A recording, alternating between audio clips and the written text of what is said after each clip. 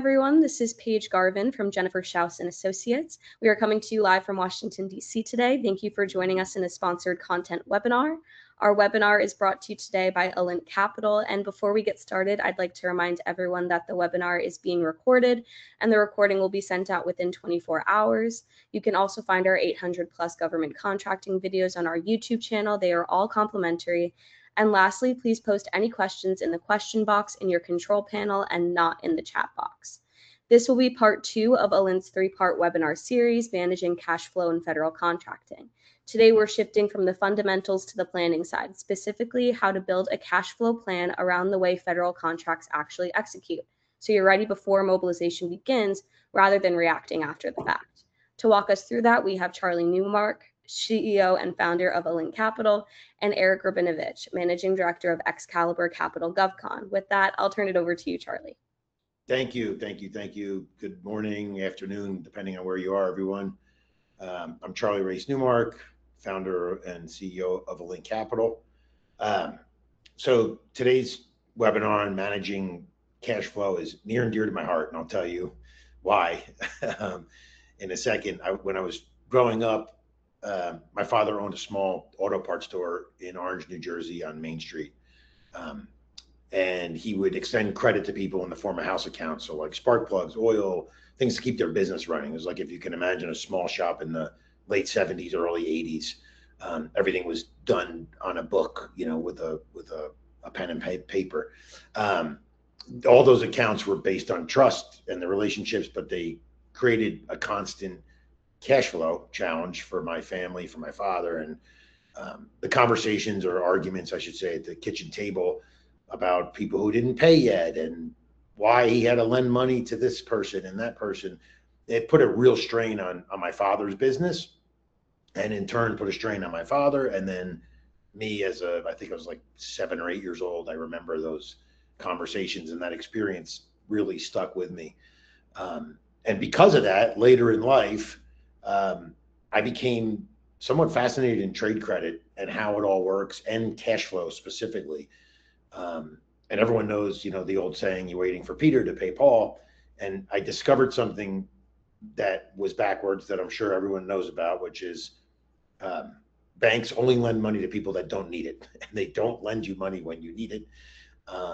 And the other piece was that small businesses like my father, or in government contracting cases, the prime actually act as the bank. So they're fronting money that they didn't get yet. Everyone along the entire supply chain is sort of behind the 8 ball and trying to catch up. So that is what led me to wanting to build a solution around that. And one way or another, I got into the government contracting space because those payments are almost guaranteed. I mean, it's we know the one thing I learned is the government always pays their bill. They just pay really, really slowly sometimes. So today, that's what ELINT exists for. And ELINT is not just a financing company. We built a technology platform, even though we're talking about cash flow today. And the technology is really designed to help government contractors win more contracts, execute those contracts more effectively, while maintaining compliance. And obviously you have the capital that you need to grow. Part of that tech platform, one of the most important parts, and the part that we're talking about today, is the cash flow and the financing piece. So we created a partnership with Excalibur Capital, which is pivotal to our whole operation, because from the beginning, our vision wasn't simply to just create software, or just to provide financing. It was really to connect all these pieces to the puzzle together into an ecosystem for government contractors. So through our partnership with Excalibur, currently we're able to provide funding on contracts up to $20 million per contract. So if you're an organization and you have one for 10 and one for 20, we can actually potentially fund both of those contracts. So unlike traditional lending, which Eric will get into, our approach really focuses primarily on the strength of the awarded contract and the contract backlog, rather than your personal credit score or the size of your balance sheet. So like a bank looking backwards, which is the problem that a lot of these mechanics had when my father was lending them money, they're not really looking at how you're growing and looking ahead. So ultimately, that's why we're here, is to help government contractors grow by removing barriers and helping with cash flow. So I just want to thank you all for being here today, and I'm excited to introduce to you Eric Rabinovich from Excalibur Capital, who's really an expert in government contracting and finance. And so here you go, Eric, take it away. Yeah, thank you, Charlie, and thanks, Paige and Jennifer. We appreciate you having us, and also for all of the work you do in the industry and the content and education that you put out there. So we're honored to be here and share what we do with your audience, and hopefully help get folks set up for success as they go on their growth journeys and win work and bid work out in the GovCon market. So a little bit about me.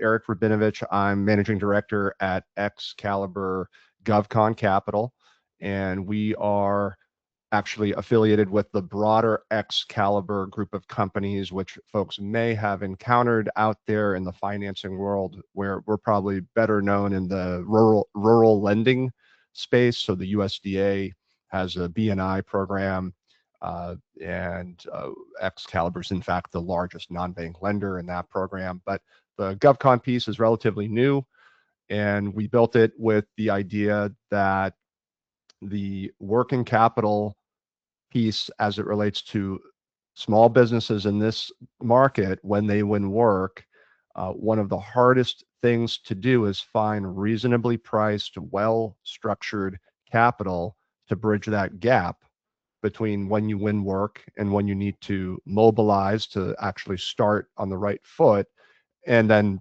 finally get paid or start getting paid for that work. And so that's why we created, with our partnership with ELINT, that's why we created the product. I come from the government contracting world. Started in about 15 years ago. I started as a senior associate with PricewaterhouseCoopers in their public sector practice. Worked in a number of different contracts and agencies in the financial services space, mainly SBA, but also FHFA, Ginnie Mae, Fannie Mae, and Freddie Mac, and ended up actually leaving after that to join the government. And I did contracting. I was in 1102, did that for a couple of years. And so that was an interesting perspective. I've been on both sides of the table, both as a contractor and also working with small businesses and small business subs, and then also as a contracting officer and awarding contracts to small businesses and soliciting and evaluating and administering those vehicles and contracts.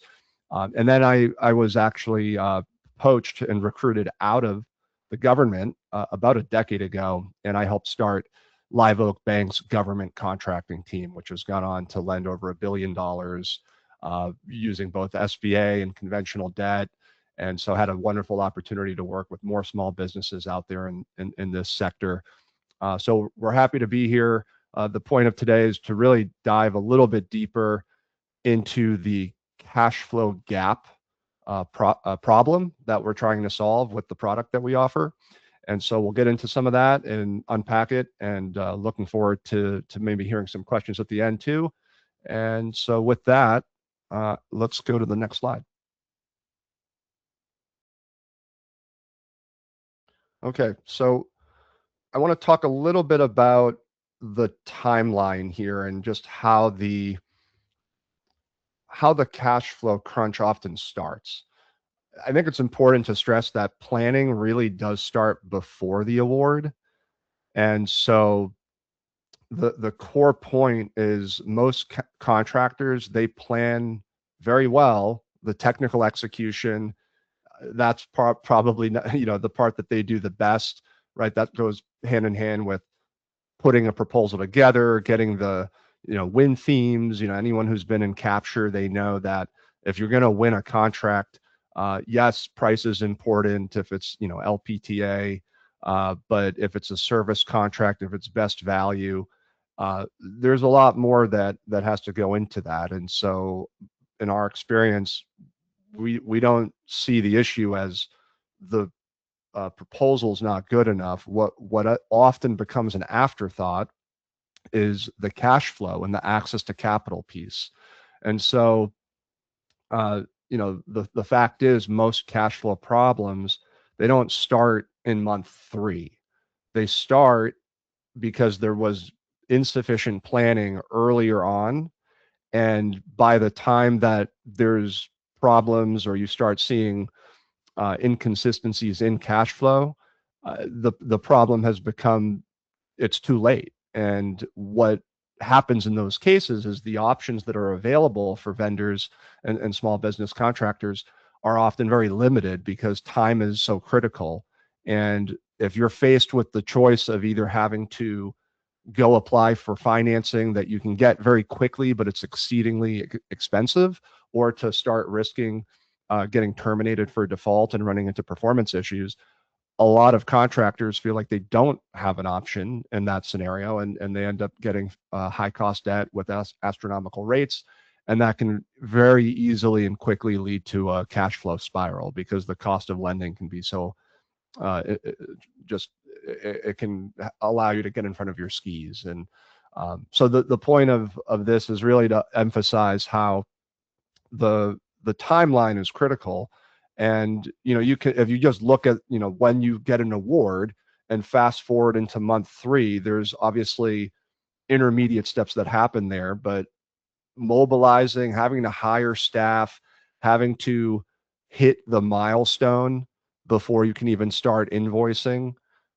I think a lot of contractors underestimate, especially if they're newer to the market, they underestimate how how slow it can be to get your first payment from the government from when you win that contract award.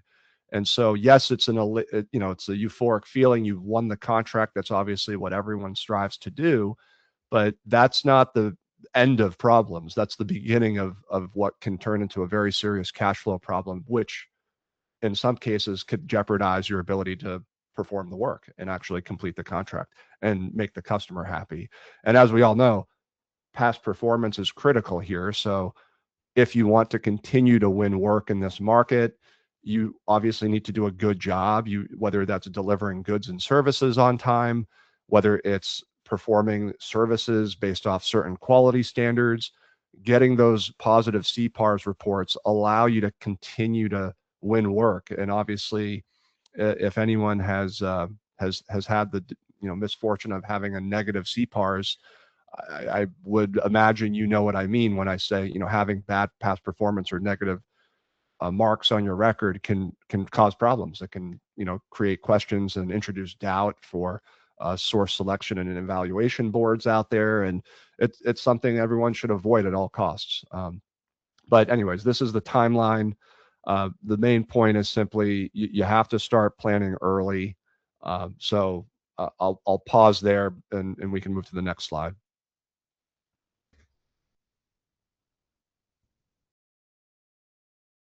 All right.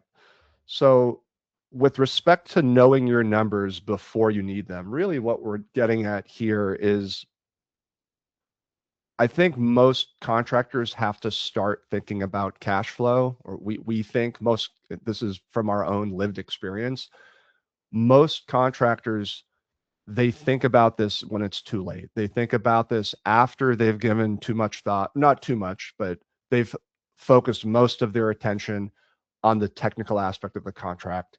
And again, if you've won that award, that's obviously what the goal is. And so if you've made it to that point, congratulations. That's literally what everyone we work with is trying to do. You want to win that next contract. You want to win the recompete. You want to get your foot into the door of a new agency or a new customer. That is how you keep the business growing. That's how you keep your team employed. That's how you support your community, support your your constituents, your stakeholders, and keep the customer happy. And of course, support the federal mission, whoever the customer is supporting that mission.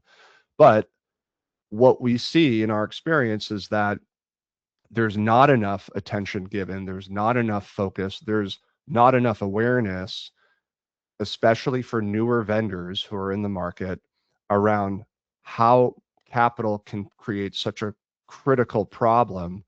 And if you don't plan for it, if you don't have that understanding in place as early as possible, it really can tie your hands when it comes to what options you have once the problem is apparent. And when you're in that position and actually trying to do something about it, you actually can paint yourself into a corner. And again, that's partly because if anyone who's tried to apply and successfully been approved for financing, I think a lot of folks can appreciate how long that can take, especially if we're talking about traditional bank financing. If we're talking about whether that's a 7A loan or a conventional loan, it can take weeks, if not months, to get approved. And that's even if you get approved. And so if you're putting yourself, if you go back to that first slide and you looked at that timeline, if you don't realize that you need capital, if you look at this and let's just say you're somewhere between mobilizing and performing, and maybe you had some cash on the balance sheet, if you're realizing at that point that you don't have enough cash in the bank to bridge the gap to the next invoice payment, well, if it's only a 30-day timeline you have, and in most cases, small businesses have a biweekly payroll structure, right? So it might even be a couple of weeks. But if you only have a couple of weeks or a month to figure out how to make that next payroll cycle, and you know that it's going to take longer than that to get the invoice generated and then processed and accepted and then paid by the government, that's of course not enough time to go out and apply for bank financing, because at best you'll probably get bank finance. Let's just assume optimistically you get approved. At best you'll probably get bank financing in a month, maybe 45 days. But you can see the issue, right? If we're talking about a 2 to 4 week timeline that you have, and it's going to take at least 2 times that amount of time, well, bank financing is going to be it's not the solution to the problem. And I so want again, to yeah, go ahead. real quick there, because and 30, if you've dealt with banks, 30 to 45 days, Eric is being very polite and generous to the banks. But the other unique piece about our financing and the way it's set up is it's a dynamic credit limit that moves with your contract backlog. So again, the difference with bank financing is you go to the bank, they're gonna look at your balance sheet, they're gonna look at your credit score, they'll give you a specific amount of money, and that's your amount of money, which comes with all kinds of monthly reporting and everything else. Let's say you win another contract in the meantime. Now you have another contract to fulfill. The bank is most likely not going to give you more money. They've already maxed you out at your credit limit, whereas we will actually increase your credit limit based on that contract backlog, so you can continue to take on more work, continue to bid jobs. And the way I view it is we're like your partner in growth. We want to help you grow. Whereas I don't think, I could be wrong, I don't want to be mean to any banks, but I don't think that they're looking at it as they're your partner to grow. I think it's more they're looking at how much money they can get from you and how the least amount of risk they could take, even if the risk they're assessing is really not based on what it should be based on in some cases. Sorry, Eric. No, I agree with you. So thank you. So yeah, the main point is the delivery versus that payment clock. That's the heart of the problem. And so you have those 2 clocks running in parallel, right? There's the execution clock, which starts right away. That's when you start incurring costs and spending day one. Once you know that, or if you're starting that clock from when you've been awarded a contract. And the government's payment clock is, of course, running parallel to that, but that's, as I just explained, it's 30 to 60 days, sometimes 90 days behind. So you might self-fund 100% of those operations through month 2, and then that gap, it's not a flaw, it's structural, but it's predictable if you plan for it. So that's what we're trying to focus on. That's the point. All right, so let's go to the next slide. So the delivery versus payment schedules. So obviously, 2 clocks in parallel. I want to emphasize here that planning for this can not start too early. So it's better to have, a few extra conversations a month or two before you've won work, even if you don't have a financing facility in place and ironed out. It's better to get some of that information early before you need it. You just heard Charlie say, and he's right. Banks like to give folks money when they don't need it, and it's awfully difficult to get money when you do need it. And so reaching out before you might actually need it at that moment, meaning when you're having the conversations, you might not need to make a payment imminently for payroll at that point in time.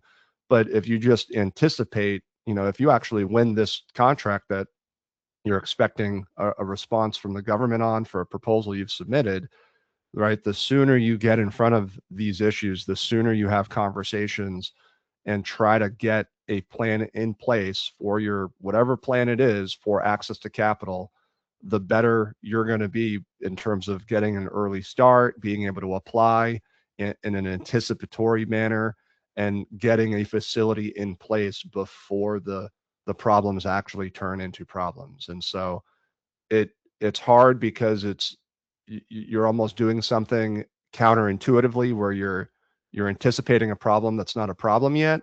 But we see this so often, we think that's why we're talking about it, and we think it's a pervasive issue that maybe more so for newer contractors in the market, but even for folks who've been doing it for years, there's a growth conundrum too, where you might very well understand this, and then you win a large contract that materially alters the trajectory of the business. You have to hire even more people. It drastically increases your payroll levels.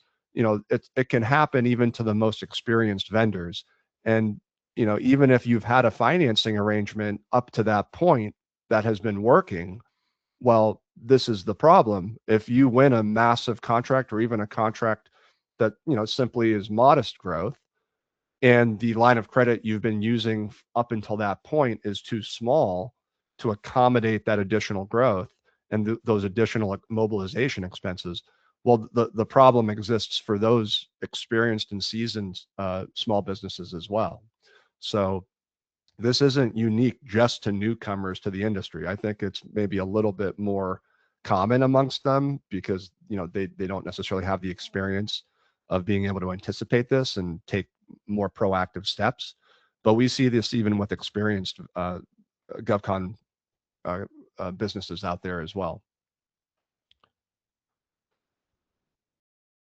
Okay, so how do we avoid that surprise? So, of course, talking to lenders in the space, understanding what your options are, understanding what the trade-offs are between those different between the different products out on the market, that's really critical. I think for us and the product, we can talk a little bit about how our product works and why we think it's a solution. But we're candid about there's multiple solutions out there, and one size doesn't fit all. I think in some cases, if you look at our previous content and webinars we've done, we've talked about some of the different products out there. But the point is, taking action early, planning ahead of time, getting an understanding of really what works best for you, that needs to happen before you win the work, before you win the next contract. After you submit the bid, that's when that, or even as part of the bid, planning and I actually think part of capture planning there should be a financial section where you really go through that and unpack, what is this going to look like if we win the work? How are we going to solve these issues? And do we have the right financing partner in place to be able to do so? So, modeling your numbers, of course, getting cash flow forecasts in place, anticipating, what those costs are going to be, the mobilization costs in the first few months of the contract, that's all critical. And then you really need to, I think, be optimistic. If you win some of these contracts, even if it's, a long shot, you need to have a plan in place for how you're going to cover those costs. So, starting those conversations sooner and having them, take place earlier than you might think is appropriate, it's actually probably the perfect time to be doing it. And, the other thing I'll mention is if you're able to do all of these successfully and if you're taking that initiative and being proactive, it's actually a huge advantage because you can then bid more confidently, you can execute faster, you're going to be able to hire folks without some of that uncertainty and anxiety around, how are we going to make that next payroll? This allows business leaders to focus on more mission critical aspects of their business and of the contracts that they're performing on. So there's a huge advantage to this beyond the obvious one of actually being able to manage those costs. We personally think that owners and financing leaders at these companies that we work with, they should not be focused on putting out fires. They should be focused on empowering their teams, the business, and moving forward. And again, having that right financing partner is a big piece of being able to do that well. Okay, so we talked about, I feel like we're being a little bit redundant here, but I think folks listening who are on the webinar today, I think they get the point, right? You obviously stand to benefit tremendously from being more proactive, from planning more, from having financing partners in place, or at least getting ready to have them in place at the time that the contract is awarded. If you're waiting to apply for financing after you've been awarded a contract, I'm going to just say that that's almost always too late to start taking action. What we like to do at ELINT and at Excalibur is we will underwrite applicants even if they don't necessarily have a contract in hand. If they anticipate having a contract, if they know that it's coming any day now, we understand that if we wait until the contract is awarded to start the process and start underwriting, even though we can move pretty fast, we endeavor to get folks underwritten, closed, and funded in less than 30 days. But even in that scenario, waiting until after the contract has been awarded can be too long. It can be too late. And so what we think is appropriate and what we like to do, just to give an example, is we'll underwrite as much as we can and essentially know that if and when that contract lands, we're ready to close. We're at the closing table, ready to close and fund. And so being able to anticipate when that contract is happening and start underwriting early in anticipation of that award, that'll really set the folks that we work with up for success, so that when the contract is awarded and you have to start mobilizing and hiring folks and incurring costs, you've done that hard work and that early work, and it's done. And so now you can focus on mission success and mission support and client delivery. To add to what Eric was just saying about mobilizing, we compare our product, even though it's not a credit card, it's not a physical credit card, it works like a credit card or a bill pay system where you don't sell an invoice like factoring. We like to think of it as, when we were designing this product, that's the easiest financial tool we all know how to use. You need something, you have the access to get it. There's no like reporting or anything. And then, it's pretty easy also to get your credit limit increased. The big distinction is we're not credit card like rates. I want to make that very clear. And we don't have the limitations that a credit card has in terms of limit. Like I said, we can do contracts up to $20 million. So, the product is really like, if you're familiar with financial products, like a line of credit, asset-based lending with a credit card, all kind of tied into one. And that's really unique and built for government contractors. So I just wanted to say that. And the other piece I wanted to say is, as Eric said, if you're planning ahead, we're always available. Someone is always available at ELINT for a conversation. If you want to just shoot us an email, we'll put our contact information at the end of this, or just elintcapital.com. So you can just email us, call us. Someone will get back to you. And even if you just have questions, we love to talk about this stuff. So yeah, I'll leave it at that, and we can close out these slides. I don't know how many more there are. I think just one more, and then the questions and, continuing the conversation slide. But yeah, the final point I wanted to make here is, planning gets you, you can see it, and we stand by this and really believe it. Planning gets you to the gap. Getting the right capital in place is what actually allows you to get across that gap. And so, um, even a perfect plan doesn't erase the gap. It really only tells you where it is, right? So this is going to be ultimately where small business, government contractors out there, this is where you basically show that you can prove those who have planned and took the time to line up capital at a reasonable cost, contractors who, took those steps I mentioned earlier, reached out, did their research, had conversations, assessed their options. Those are the contractors who are going to be able to separate themselves and, I think, perform better in the marketplace than the ones who scrambled and are choosing between termination for default and then the fastest and often some of the most expensive money on the market. And so we think that choice starts, often can start a spiral, a cash flow spiral. And so capital tied to awarded work, it fits the plan instead of disrupting it if you're taking these steps and you take to heart what we've talked about today. As Charlie said, we love to talk about this stuff. So if you do want to talk more specifically about your circumstances, your contracts, questions about how the product works, please reach out. We do genuinely love talking to folks about this and helping folks and partnering with vendors out there. Like I mentioned earlier, we're a team made up of former government contractors, and we've been in this space. We like to talk shop, and I think now more than ever, it's so important to really take to heart these lessons that we've seen over the years, so you can set yourselves up for success. All right.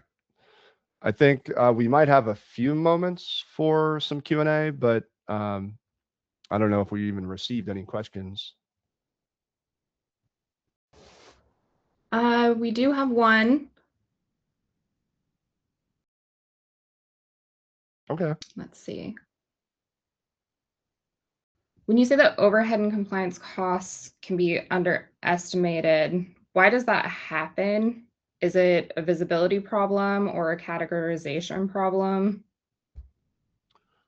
I think it can be anything, any one of those. I wouldn't say one thing stands out. I think it's probably more likely to happen if it's a newer contractor, or conversely, if it's a contractor who's entering a new market. So, if you've primarily only been working in the civilian space and you've won your first, Department of Defense contract, well, everyone knows about like CMMC requirements that have come out in the last few years. I know we've been talking about it for years, but now it's actually a requirement. It's out. There's requirements, there's audits, there's legitimate real costs associated with compliance.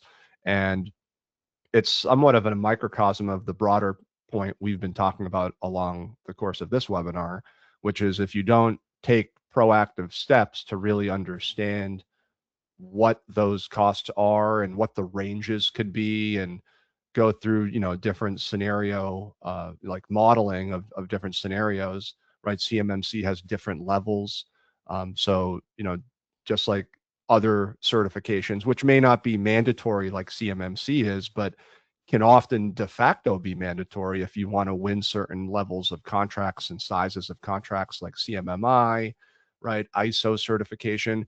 Knowing what the steps are to achieve some of these certifications and pass what the requirements are, there's costs associated with those. And so if you've not gone through that process before, if that's all new to you, then I think that correlates with cost overruns and surprises. And so, preparation is key here. It will help you, I think, avoid the impact and disruption of underestimating costs. I think it's always better to be a little bit more conservative. But yeah, I mean, that's just one example. I think it runs the gamut in terms of what causes it. But again, usually I think the ultimate root cause is a lack of understanding, a lack of preparation, and that correlates with, entering new markets and just not knowing what you don't know. By the way, this also underscores why it's so important to work with experts, right? So I'm not an expert at CMMI or CMMC or, but I know a lot of experts in that space, and I know that the companies we work with who are best prepared for that, they're able, they talk to those experts because they know that that's not their specialty. They know that they have to comply with it, but that's not what they do best. They haven't done all of the same research and, read all of the regulations and rulemaking documents. And so I think working with experts is also, really important here, because no business owner is going to be able to be an expert in everything. You have to rely on folks who know what they're doing, and ultimately admit, where you're shorthanded, and where you're just not an expert.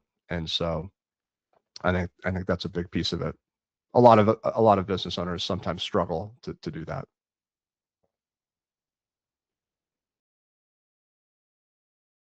Any others? Any other questions? That is it. I do want to invite people to email us, contact us, and we can answer questions if they have any. Beautiful. And also register, we're going to be here every 2 weeks with a different topic to help government contractors. So please register for the next one. And thank you everyone for being here. Thank you, Eric. Yeah, I have one last point too for everyone who may still be listening. But if you're curious about what you might qualify for, we do have a little tool. You don't have to send your email in or sign up. It's free to use. You just you punch in your UEI number. If you go to ELINT's website, we have it on the Excalibur GovCon website as well. But if you put your UEI number in there, it'll essentially take all of what publicly available data there is in terms of what contracts we've been awarded over the last 12 months or so. And it'll give you an approximation off of that in terms of what you might be able to qualify for. Keep in mind, of course, we still have to look more, closely at your contract backlog and all of that. But just to get a rough order of magnitude of what you might qualify for, that might be helpful in terms of starting a conversation and thinking about some of these themes. Well, thanks for having us. We appreciate it. Thank you. Amazing. Thank you everyone for joining us, and thank you, ELINT, for another great presentation.